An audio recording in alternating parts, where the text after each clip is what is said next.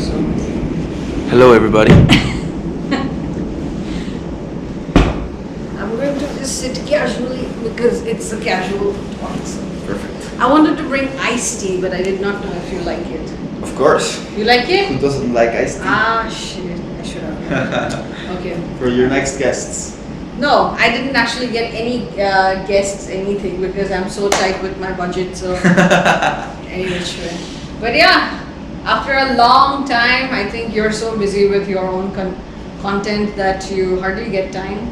But yeah, thank you so much for making time for this. No, I'm happy to be here. I really appreciate you inviting me. I mean, it's a nice experience to just have a nice conversation and keep the conversation going between us. I mean, we have not known each other for a long time, Exactly. but for the time that we have been together, I think that we've seen some traits between each other that really, I feel like we connect in many ways, and I feel like also with the rest of the people in the Masters, everyone has a different reason for being here, but there's something that brings us together, and that's sport. So yeah, it's a pleasure to be here. Yeah, you are a hell of an influencer on Instagram, and yeah, so I would give a big shout out to my producer. She was like, you have to say on every episode that I'm your best producer. She is. Ale, you're the best. Yes, you are the best, that's why. She was teaching me a lot about cameras, about everything, because she has an experience, and she also was telling me a lot about you. And then that day I approached you because on the other day I was stalking you on Instagram, like, okay, he has a lot of content, he's doing a lot of things. And the most interesting ones was that you're visiting all the 20 stadiums of La Liga. Yeah. So why do you want to do that? And like, how did you come up that, okay, I want to visit all 20, and it's like end of October nearly. So how are you planning to do it? So the idea came, I mean, I've been doing content for about a year and a half.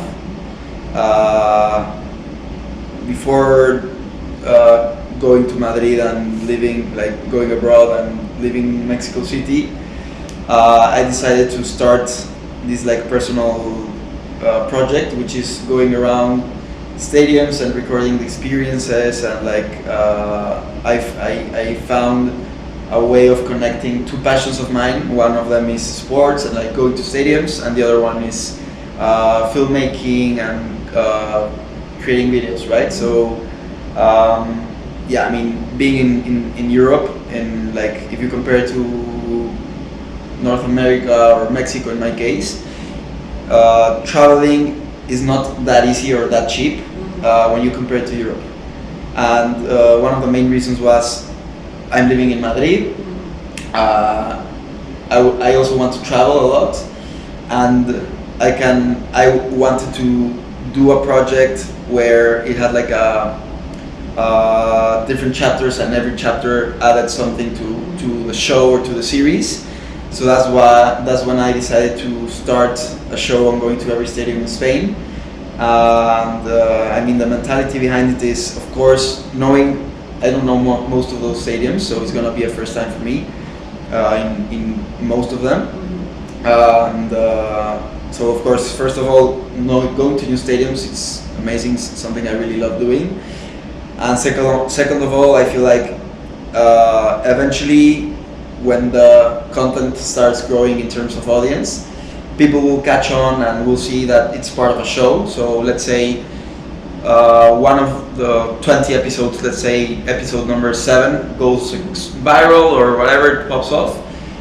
That also is gonna help the rest of the videos from the show, because people might be like, oh, this episode he went to Sevilla, or he went to San Sebastian or whatever, and he's also doing the rest of the stadiums, so I'm gonna check his videos out. So I feel like when you have a thread, or you're doing a show like this with different chapters, it can help bring the whole package and the whole content together. That's a very inspirational way, I would say. but you are from Mexico City, so That's it's right. also, you share the land with US. So how did you end up, from Mexico City to Spain? Well, it's a funny story. I mean, sometimes how life works and friendships and people and stepping out. I feel like the first thing is stepping out of your comfort zone and stepping out of your bubble, or your city or the people and going out into the real world. And I was fortunate enough to have an experience where I went to the World Cup in Qatar in 2022, and there it was like my first experience with people from everywhere around the world. I was literally across the world, and there I was fortunate enough to meet some incredible people, and I met a girl. She's from Mexico, not Mexico City, but from the southern part of Mexico, and we created a really nice friend group in the World Cup, only Mexican people. And after World Cup ended, everyone went back home, whatever. And 1 year after World Cup, we got together, this friend group. And in this trip where we were all together, this girl, I'm telling you, she had another friend from another exchange and from a different reason. And this guy came to Mexico. We met each other there. He's from London, actually. We had like a nice friendship. And then 1 year after that, I go to Europe. He, at this point in time, was living in Madrid, so I went to visit him. And I was like, damn, like this city is really nice. Like I really enjoyed Madrid. With everything that was going on with my life, with my professional, personal, like everything, I felt like it was the right moment and the right step to leave Mexico City. And I found in Madrid like a very good place with a lot of people I know, or not only a lot of people that I knew already, but with a big opportunity to meet new people and to expand my horizons, do new things, and especially the content creation project. It was a no-brainer for me because being in Madrid, having Real Madrid, Atletico de Madrid, and what I said before, the way or the easy way to move around in Europe, it was like, if I really want to go full throttle on this project, I feel like Europe is a good move, and I feel like Madrid is the perfect city for me right now. Yeah, but to be very fair, my favorite cuisine is Mexican. So you give me 24 to 7 hours Mexican food, I will eat it. I think Chipotle has gained a lot of profit out of me because for a whole week I was just eating the rice bowl. Yeah. And I really love it. Yeah. I mean, Chipotle is like a kind of a Mexican with American fusion a little bit. But I mean, yeah, the food's really good. I also enjoy it a lot. And I mean, the US has a lot of good Mexican cuisine because of course, the influence. A lot of people from Mexico end up in the US. I mean, the US is a country full of immigrants, but especially Mexico because it's right next to it. Yeah, Mexican food. I would say that's what I miss the most about. One of the things I miss from back home is food for sure. Yesterday when we were doing a get-together at your apartment, you were telling me a lot about your team, which is Atlas. Yeah. And you're also wearing the jersey. So why only that team? Because I think I got two people in my podcast who support Chelsea and Real Madrid. Yeah. You know both of them. Of course. Yeah. So what makes this team the best? I mean, Atlas is a really special club because, first of all, they play in a city called Guadalajara. So they're not based in Mexico City. They're based in Guadalajara, which is, if I'm not mistaken, the second biggest city in Mexico. And I lived there for 4 years when I was younger. And they have a funny story because they went on a 71-year streak without winning anything. So it was a long time. But I fell in love with the club. I fell in love with going to the stadium. My dad's also an Atlas supporter, so of course that had a lot to do. with why I support Atlas, and I mean I was going to a stadium every 2 weeks. Then when I came back to Mexico City, Atlas is a really popular team in the city and in the state of Jalisco. But outside, because of the not winning, sometimes it's really hard to grow a fan base, right? So outside of Guadalajara, no one really supported Atlas. But I came back to Mexico City, still supporting Atlas, of course, and every time they came, I did everything I had to do to go watch them. And I mean, supporting a club that doesn't win often, it's hard, but at the same time it teaches you some good lessons. I feel like loyalty and like being there regardless of the outcome. And for me, I like my first memories of going to Atlas Stadium, to Estadio Jalisco, is like a club that has not won for a long time, but they're getting a lot of people in the stadium, so many passionate people, young, old, like a combination of everything, and for me it was like an extremely nice vibe. I saw the whole stadium singing, and to this day, I would say, I've been to many stadiums around the world, the World Cup in England, in Spain, baseball, like I've been to, I wouldn't say to a lot, but I've been around. And I would say the vibe in Estadio Jalisco when Atlas plays is really, really special, and that's what definitely made me fall in love.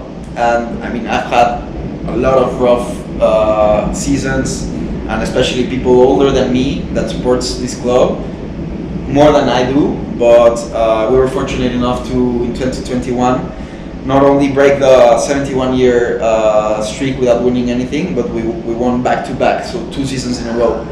So that was amazing. What a big comeback. Yeah, it was a big comeback. I was also very fortunate to be in the stadium for the 2 finals, for most of the games in the postseason, so it was really special, and it's something I'll never forget. I'll take with myself until I die. Do you also plan to visit LA Dodgers? Eventually, yes, for sure, because I mean Shohei Ohtani is playing there, and he's the Japanese player. He's right? a Japanese player. Signed as one of the biggest, like comparing to Cristiano Ronaldo, he's also one of that figures in baseball. Yeah. And yesterday, Isaias was also talking about, like, he was telling that he has a huge contract with a very big, what do you say, not event management, like what company? Talent acquisition company. Okay. And then, yeah, they're paying him a lot. Yeah, I mean, the Dodgers is a big franchise. I mean, they have the 3rd oldest stadium in MLB, right after Fenway Park and Wrigley Field. Dodger Stadium is the 3rd oldest, and it's one of the franchises and the teams that have won the most in MLB. So yeah, I've never been to California actually. I've never been to Los Angeles, but it's definitely something I'll do eventually. You know, what's fun about what I do is that every time I travel, for example, right now we're in Chicago. We're here because of the Masters, and we're here because I wouldn't say we're forced to be here, but it's part of the program. And I take advantage of this being here to record some content. So I feel like that's something I do every time I travel or I have an opportunity to go to a new city or to a new whatever. The first thing I do is research if there's any sports games, if there's any events, because it's something I really enjoy. So I don't care if it's rugby, if it's tennis, if it's football, if it's golf, it's whatever. I really enjoy going. So I mean, eventually I'll be in LA, and if it doesn't come up, I'll find a way of going there to have some cool content, to record some cool videos, and I mean, it's something definitely up there in my bucket list, watching Shohei Ohtani live, because he's, in not only baseball terms, but in sports terms, I feel like he's one of the most impressive athletes out there, and probably in a long time or in history, because like what he does at the level he does it, you really you really understand why the Dodgers are paying him what they're paying him, because he's so talented, he's so good. There's no one really close In baseball. in sports, I would say. Oh, wow. Yeah. He really is the GOAT. You know how I know about LA Dodgers, even though I don't follow baseball? It's because LA Dodgers, I think it's the only baseball team Yeah. that invites a lot of Asian pop stars, movie stars, and mostly K-pop people. Yeah. Yeah. And they go over there and they pitch the ball. The first ball. Exactly. Yeah, that's something they do in baseball. They like to invite like famous people to throw the first ball before the game starts. And I mean, it's true. There's a really big Asian influence in baseball. I mean, we were in South Korea. We were able to Watch see SSG Landers. Yeah, I also went to watch the Doosan Bears, another team based in Seoul, in South Korea. And there is a big influence in especially Japan and South Korea. I would say they are the two teams that have the most influence in the MLB. I mean, and the Dodgers have Shohei Ohtani, which is Japanese, Yamamoto, which is Japanese as well. The Cubs have Shota Imanaga. I mean, there's been a lot of players throughout history that no worries.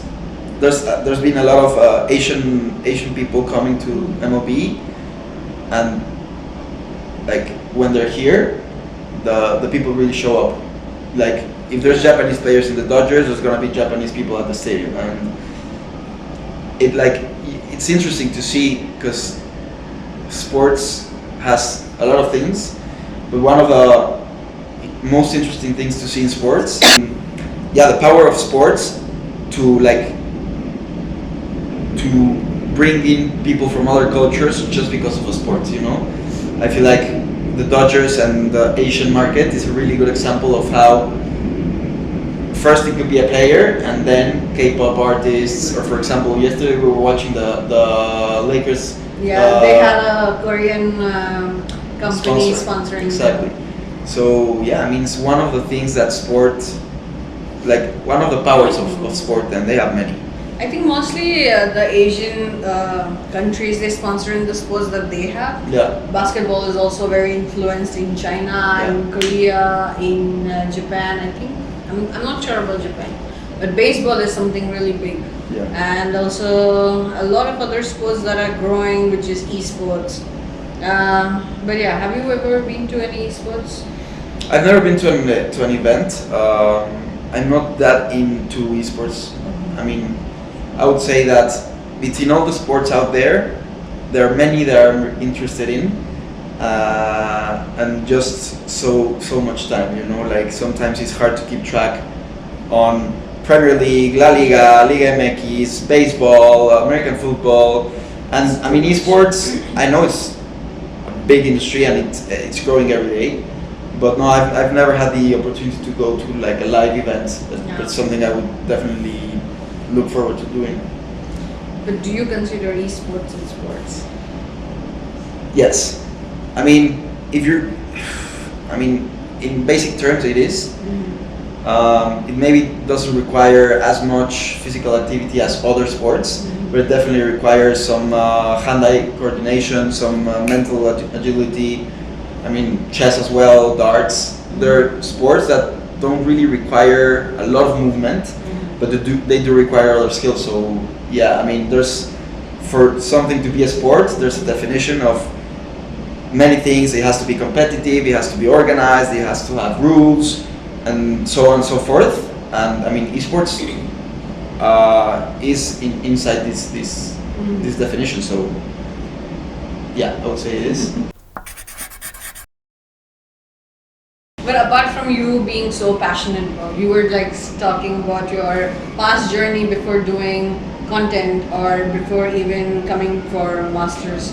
So how did you feel doing that work and then take a break and then come for masters? Oof. I mean, if I'm being completely honest, the masters was a way of figuring, like,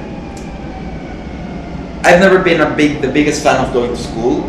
If I'm being completely honest, school has always been a bit boring to me. Like, I don't know, I'm more of a put your hands to work type of guy instead of just sitting in a classroom for 2 hours listening to someone talk. Of course, throughout my life I've had amazing teachers and really interesting classes that have really taught me a lot. But I would say that I've also had boring classes with boring teachers, or that people that don't really understand or have not really had the experience themselves. And for me, it's not very logical that someone that doesn't have an experience comes to a classroom and tells you how to do something when they've never done it or they don't have enough experience. So I've always had this struggle with studying, but like when I finished high school, I knew I was going to go to college, and when I had to take the decision on what to do, I knew that sports was like my main thing. And I found a bachelor's degree on sports management, so I went full speed and I went 100% into sports. Then I finished my bachelor's, and also like while studying I started working. I had like some experiences here and there, golf tournaments, football scouting, then the Qatar World Cup as well, and then a sports marketing agency. So I went and had some experience, and then the masters come, like the opportunity of doing a masters, and I was like, I don't really want to go back to a classroom, and I would say that's the part where like I enjoy the least. But it also has some other amazing upsides, like meeting people from around the world, traveling around the world, going to South Korea, coming to Chicago. I mean, at the end of the day, I would say the master and studying anything you study, the people, like, you take the advantage as much as you want. And there's people that don't care, and there's people that do care on some things, and some others they don't. And for me, that's maybe like class is not that exciting. I do care for creating relationships, forming bonds, networking, like doing projects. Like, it's something I like. And then at the same time, when I decided to go to Madrid, since I only have a Mexican passport for now, I was like, okay, if I want to go abroad and live in Europe, I need to, like, the fastest ways for me to do it is to get student visa, right? So I saw the master sports business. You have these trips throughout the course of the length of the course. Sorry, I was like, okay, let's do it. I mean, I don't want to go back to school, but like, it's a pros and cons. I feel like everything in life you have to, before you take a big decision like moving abroad and studying a master's you have to do a pros and cons, and for sure the pros were way more than the cons. So it's just, I feel like in life there's some sacrifices you need to do for you to get whatever you want. And in this case, I'm willing to sacrifice some of my time going to classroom, doing some projects, blah blah blah. But the advantages or the pros for me are tremendous. A lot, yeah. And then you are actually doing what you like, which you actually, I would say, what you love. Yeah, like, for sure. Visiting all the stadiums, I think, and then doing the sports content in your language. Yeah. And then that's amazing. And people, you told me, like, people, they were reaching out to you on YouTube saying that, oh, that's so great that you're doing that. I mean, people are also loving what you're doing. Yeah. I think you took a great decision for yourself. Yeah, thank you. I mean, I feel like sometimes it's hard. Of course. Sometimes, I mean, not everyone has and it could be easy right now for me to say it. I mean, in a few years, I don't know where I'll end up or what I will end up doing. You as well. I mean, the future is uncertain. But I feel like if you have a passion and you find something that really makes your heart beat and your blood flow and your tears come out of your eyes, I feel like when you find a purpose or something that really, as we would say in Spanish, te mueve el tapete, which means like the rug underneath you gets moved. I mean, we're here once, so either you have the courage to try or you don't. And I was not going to not try. So again, I don't know what I will end up doing. I don't know where I will be standing in 6 months, in 1 year, in 5 years. But I know that if I stay consistent, if I improve my craft, if I continue to prepare myself and continue to grow and care for the relationships and for everything I'm doing, I'm pretty sure that every day I'll be closer to the best version of myself that I'm looking for in every way, professionally and personally as well, you know. Well said. Hopefully, we'll see. Because I think we think that it's very easy for everybody to move, but it takes a lot of guts to move from one country to the another country, and then trying to settle in with so many challenges following through, even if you speak the language or if you don't speak the language, in both ways. And then figuring out your way, ending up doing everything on your own, and then it's tough. It's really tough. Yeah, and then 100%. we don't realize it in the moment because we are like trying to focus on one thing at a time in that situation. But later on, when you sit and talk to people are like, "How did you do it?" Like, I could never. So it makes you happy somewhere that, oh, I did it. I didn't realize it. Yeah, and it takes some courage actually. Like, because when you leave home and when you stop living with your parents, when you go abroad, you have to figure shit by yourself. Like from the simplest task that it could be washing the dishes or like doing your laundry to paying your rent, waking up in time for whatever responsibilities you have. I mean, it's the real world, and you're not depending on other people anymore. Some situations are different from each person to like from yours to mine or from the rest of people in the masters. Everyone has a different situation, but what we do have in common is that we all, but for Jaime and Sole, that they're locals in Madrid, I don't know in Paris, but I would say 95% of the masters is people that flew their country and came into a different culture. For you guys in Paris, in Madrid as well, it's a big challenge, as you said, like new language, not only the language barrier, but also culture barriers, food barriers. It's a lot, but I feel like, as you were saying, if you have the courage to do it, I feel like it's a pivotal moment in our lives, because you start looking at life and at reality with an open mind. Because when you stay in one place, if you would stay in India or if I would have stayed in Mexico, I probably would have a different mindset than I do right now. And this is something that is already teaching us some lessons for now and for the future as well. And hopefully it's something we can continue to share to our friends, to our family, to our kids one day maybe. Because every time I've had the opportunity to talk with people I admire or people that I feel like they're doing well in whatever they're doing, I try asking, what would you say to yourself when you were my age? And most of the people say, step out of your comfort zone, try, like, do hard things, leave your country, like, just go out there and try the world for yourself, because it's better to go out, step out of the door, walk around, grab a plane or whatever you can do, and see the real world. Is way better doing that than just sitting behind a screen and watching other people living their lives. True, and then complaining that, oh, I didn't do it. You always should push yourself.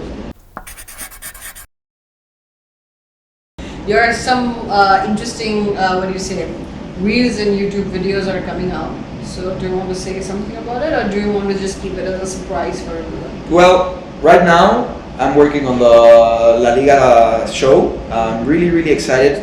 Like, as of now, only one episode has come out.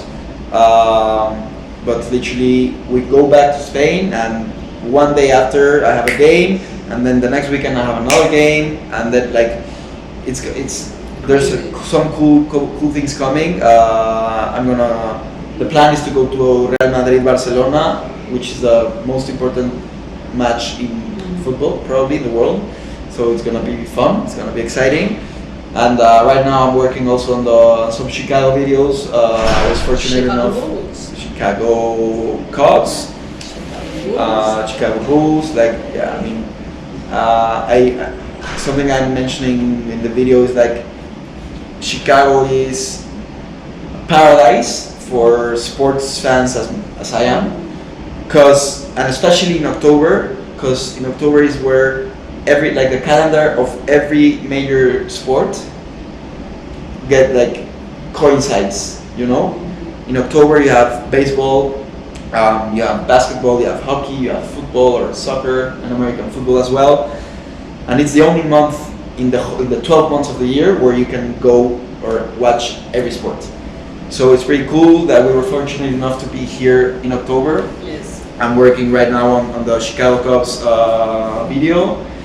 And yeah, I mean, La Liga, I'm just 1 out of 20. It's gonna be hard, but like, I know that I need to do and put in the hours, put in the work if I want this to reach a good point, you know, for me to achieve the goal. And that's also a reason why I decided to do a show. And like since day one, first episode, I was saying, like literally me in the first seconds of the video saying, welcome to the show where I'm going to go to every stadium in La Liga. So it's not only for the audience, but it's also a challenge for myself. Because now I'm like, people are expecting, I mean, not that I care about everyone else's opinion, but I'm saying it to keep myself accountable as well, you know? Like if I'm saying I'm gonna do it, I'm already doing it, I'm gonna come through and do it, you know? It's gonna be hard, but I'm pretty sure I'm gonna learn a lot throughout the way. Hopefully I can meet a lot of cool people around stadiums, in clubs. That's also an objective of mine, you know, reaching out to sports entities, to clubs, to brands, and eventually start growing everything, you know. It's not only the videos, but it's also like adding some value in these times where there's a lot of shit floating around social media, and the viral videos not necessarily are the ones that add the most value. And I don't really care for being extremely famous or viral. That's not something I want. It will come, maybe, if my content is good enough and people like it. Probably I'll grow an audience. But where like my main goal is adding some value, adding something to people that are on the other end of it, you know. And I feel like that's something you do as well with the podcast. Like whoever's listening, whoever's watching, there's probably some things that you or I or other guests on the show say that will connect to someone and that it will work for them. And I feel like that's the most important thing. Like I feel like what you're doing as well with this project is something, and I've told you before, and I'll say it again, live on screen. But it's really cool what you're doing because you're immortalizing this moment and people and moments and Chicago, and like I'm sure that in a few years you'll come back to this video and be like, oh my god. And you will remember this day so vividly because you have this. Exactly. And also that's something for me as well, for the content I do, regardless on money, business, audiences, like just the center of everything is immortalizing the moments, immortalizing myself as well, because I know that in a few years I'll look back to my videos and I'll be like, this guy was so dumb, or this guy had so much energy, or whatever. In a few years I'll look back and I'll be able to have a living proof of what I was, how I spoke, how I moved, how I dressed, and it's also something I can show my children, my grandchildren. They'll think that you're so cool. But I mean, it's a way of capturing, you know, it's a way of having like a screen, not a screenshot, but like a shot of one specific point in time, one specific moment, And yeah, I'm excited for whatever's coming for you in the podcast, for me as well. I mean, the idea is for me is continue to do not only football but other sports as well. Tennis, I want to go to all the Grand Slams in tennis. I'm just gonna start name dropping so I can keep myself accountable as well. All the Grand Slams in tennis. I want to go to golf tournaments as well. I wanna after the La Liga, if everything works right and I complete the 20 stadiums without dying, and you will do it. hopefully the next step will be all the Premier League stadiums in England. Premier League is my favorite league in the world in football and in sports. And I really wanted to do Premier League, but I felt like if I do Spanish first, I can have more experience for when I do Premier League. I will have 20 pieces of content, 20 videos I already worked on, so maybe the first one for Premier League will be amazing. People, you'll also gather more people towards your content by doing La Liga. Then you can do Bundesliga.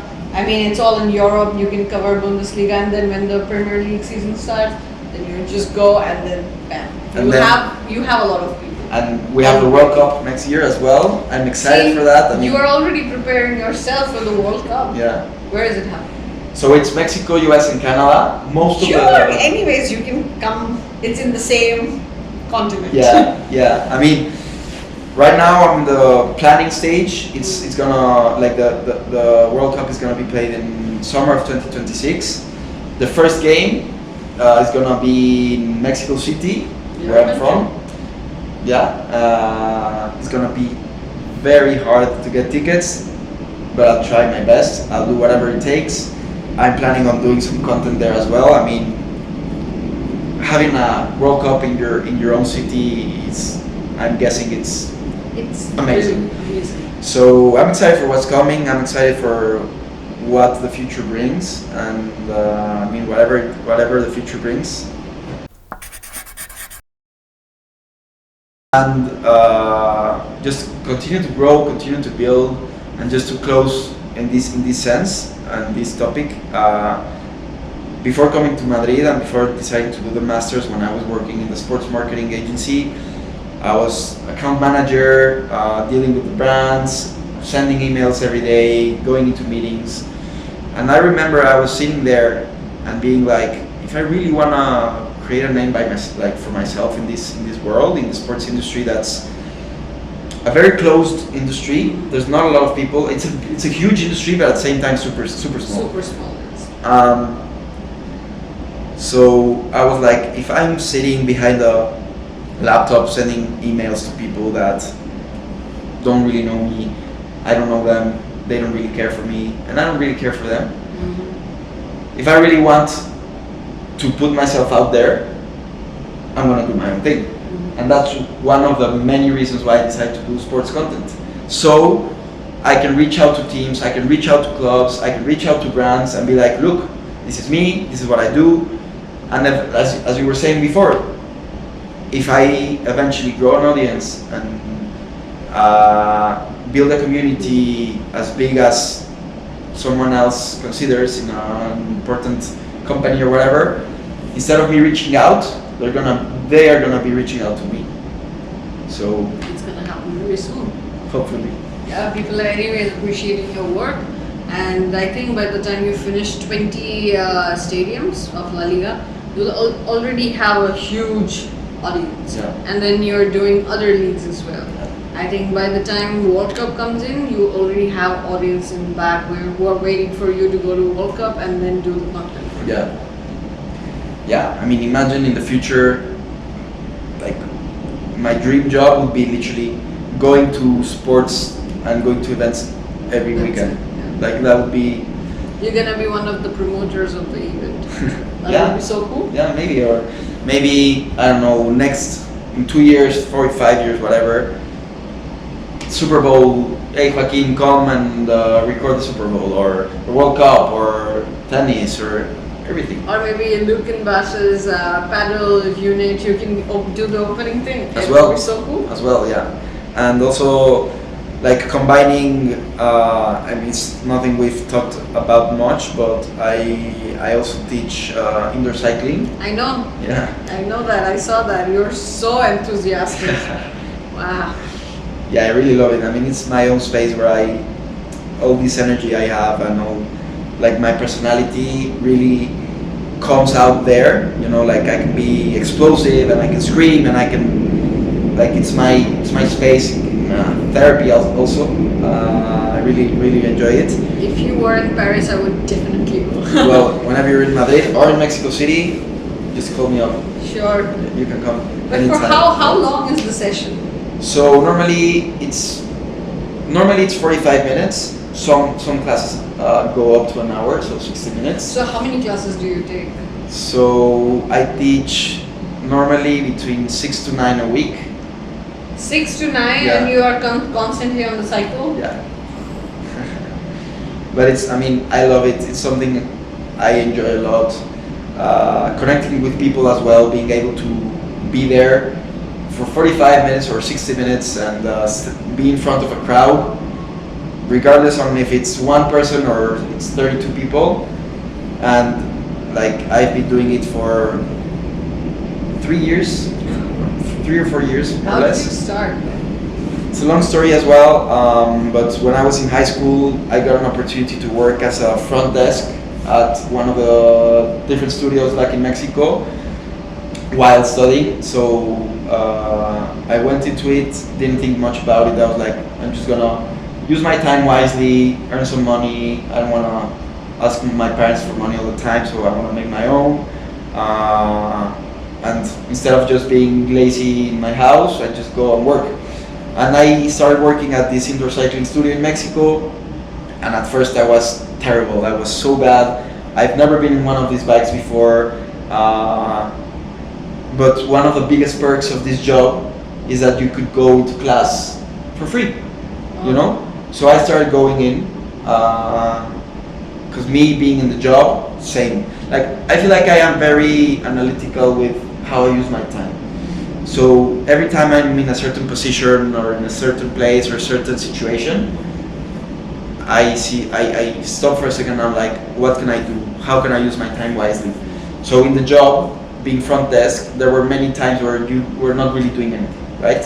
So I was like, okay, and we all had the chance to go into class, and there were people that didn't go and didn't take the class, and they were just sitting there for 4 hours for the whole shift.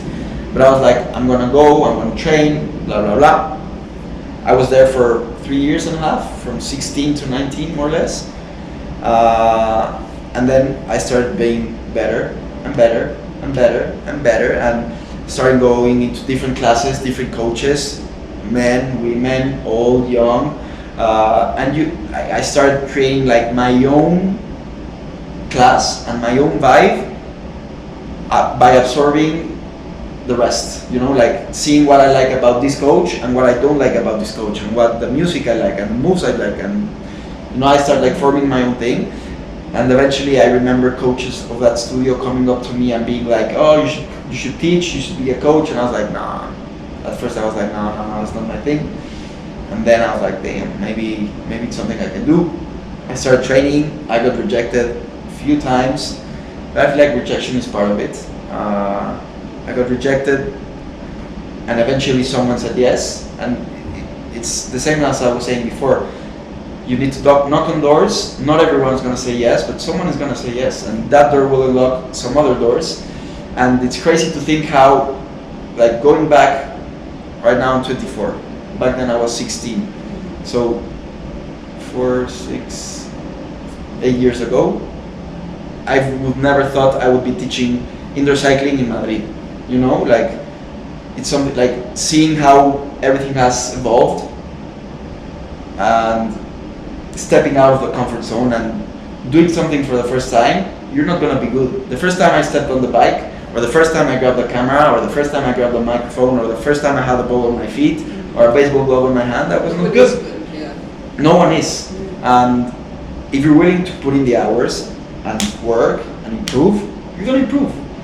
Some people will, like, you will go as far as you want. Exactly. And like when I was younger, my main dream was becoming like a professional athlete, and if I could go back in time, maybe I would I will do that. I would do that. I would try to go pro on something. Like I've always thought about, like for example, coming to a college in the US and being a student athlete, because I feel like in our situation in Mexico, student athletes are not very recognized as they are in the US. I mean, college culture, sports college culture in the US is, I mean, we've seen it is huge. It's better than international sports. Yeah. I mean, if I could, I'm not saying I regret what I did, but if I could go back, I would try going pro. But now that I couldn't do it, I'm finding my own way and being like, okay, content and filmmaking and sports, I'm gonna commit. I'm gonna do it, because I feel like when I was younger, I tried football, I tried baseball, I tried basketball for a while, taekwondo, swimming. I tried a lot, but I never like really went completely 100% into any. I was okay in most of them, but like doing a retrospective, imagine if I would have put my whole energy into baseball. Maybe I could be a baseball player. Yeah. Maybe not. But what I want to say is that no one is good at something the first time they do it, and it's a lie. People say that this person was born with the talent, and there are talented people, but talent is nothing without work. Talent is nothing without work. If you're not willing to train and to improve and to put in hours, you're not gonna improve, and you're not gonna get better in any trait or in anything in life.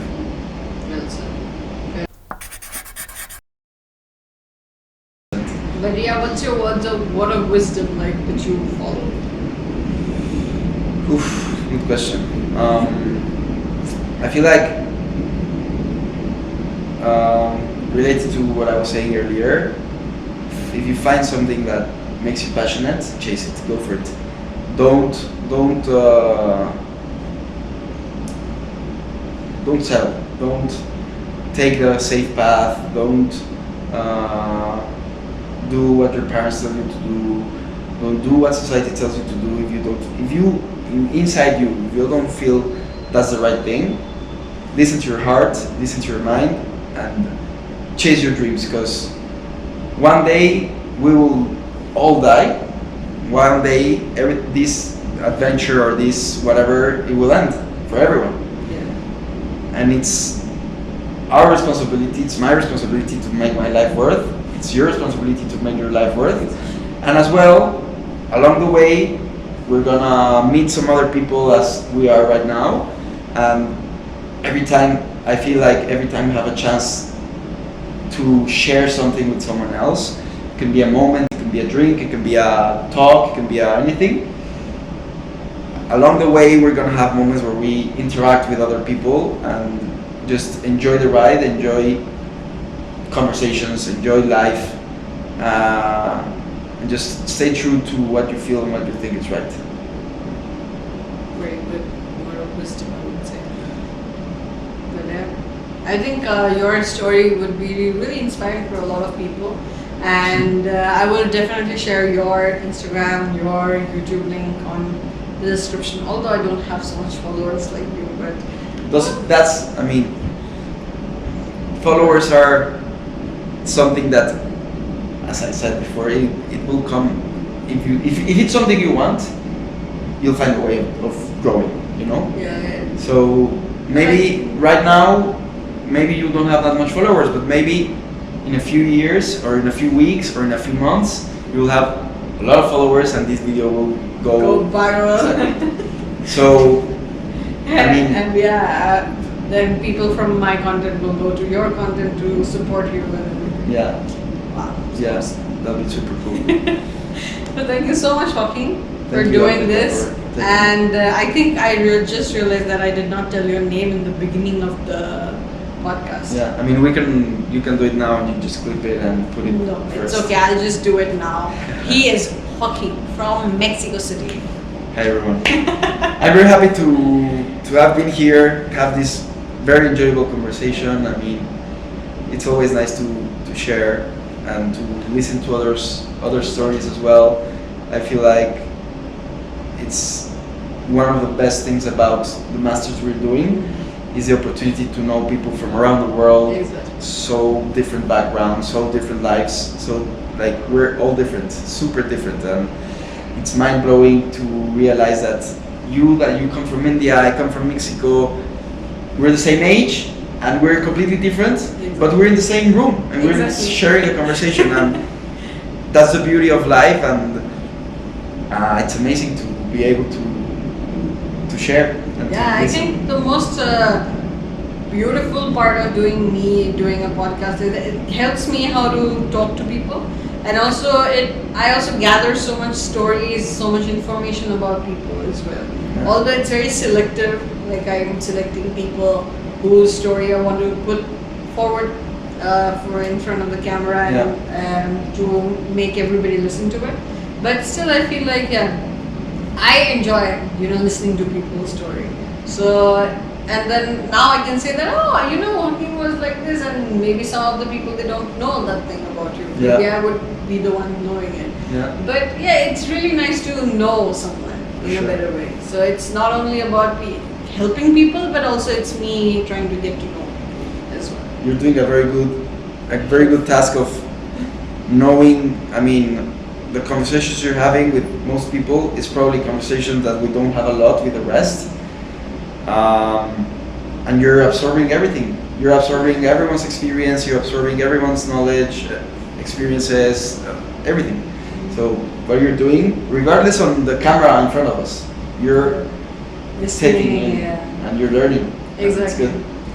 Thank you so much for I'm happy. taking time. Thank you for inviting me. Thank you for having me. He's a great editor, by the way. I really like your videos. Thank you so Look much. out, watch out for his content. He's having more coming up. For sure. Ciao, everybody. Bye.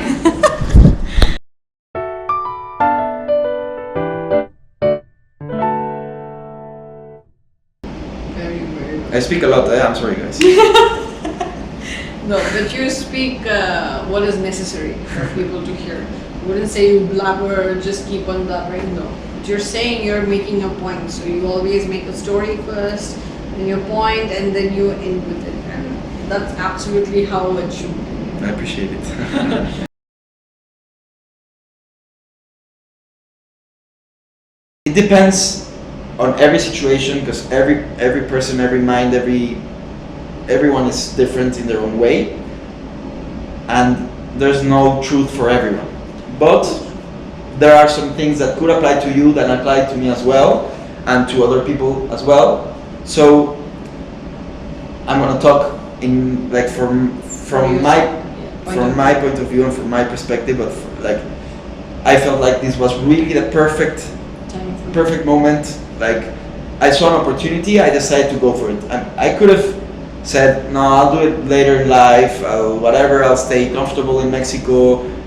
I had 2 jobs, I was earning money, I could have settled in Mexico, I could have stayed and continued doing what I was doing. But I was like, when I had this time to myself, I had like on my mind, like, if I really wanna point to the sky and reach for the stars, this is the perfect moment. I don't have, like, my parents back me up. I saw also a lot of things in Mexico, in my society, that I was like, I'm not sure if I want to be around this. And then Madrid came, everything like worked, started building up. I seized the opportunity. It was hard, of course, but I am, regardless of what happens in the future, I'm sure that I don't regret for a second stepping out and going out to do whatever I'm doing right now. But you speak about it, I feel like, okay, I think we have also parents that are backing us up, and we are really lucky to have parents like that. For sure. I would say that I'm really happy that even I'm being a single child, I think my parents giving everything that they have for me, I'm really happy I would say that I'm blessed in some way. 100%. Me as well. Yeah. Like having family that backs you up. It could be economically, or it could be emotionally. It could be both.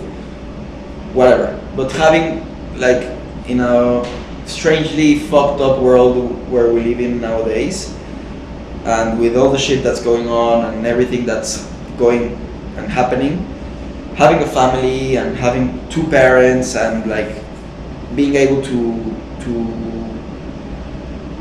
have a connection and them backing you up in whatever way, I think it's truly a blessing, and like it's something I'm grateful for every day. Basically, like literally, I talk to them every time I talk to them. They back me up. They trusted me. They trust in what I do, and that's the coolest part about everything is that in terms of my family, and I'm guessing your family as well, they don't know what's going to happen or where we will end up, but they trust. Exactly. They're putting their trust in us. They're putting their money in us, their time. They've done it for their whole lives. So yeah, it's really a blessing. It is. But yeah, I would really say thank you to my parents, which I don't say often, but yeah, they're cute. We love you, mom and dad. You know.